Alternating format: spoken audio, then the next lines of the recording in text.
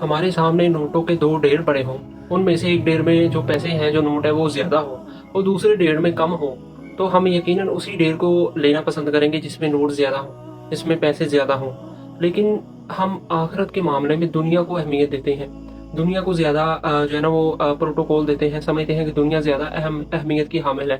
हालांकि आखिरत जो एक ऐसी ज़िंदगी है जिसमें इंसान ने हमेशा रहना है, उसमें उसे मौत नहीं आनी। अगर उसे नेमतें मिल गई, जन्नत मिल गई, तो उसे जन्नत हमेशा के लिए मिलेगी। अगर जहन्नम मिल गई फिर जहन्नम मिलेगी। लेकिन दुनिया में अगर इंसान को बहुत सा पैसा मिल गया तो वो ज़िंदगी भर के लिए, कुछ सालों के लिए मिलेगा जब तक वो दुनिया में है। जब वो दुनिया से चला जाएगा तो पैसा यहीं पर रह जाएगा।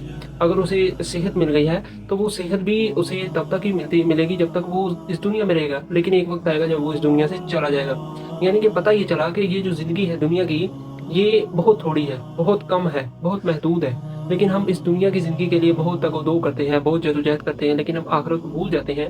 हमें आखिरत को हमेशा याद रखना चाहिए, क्योंकि आखिरत की ज़िंदगी ही असल में कामयाबी उसी ज़िंदगी में है।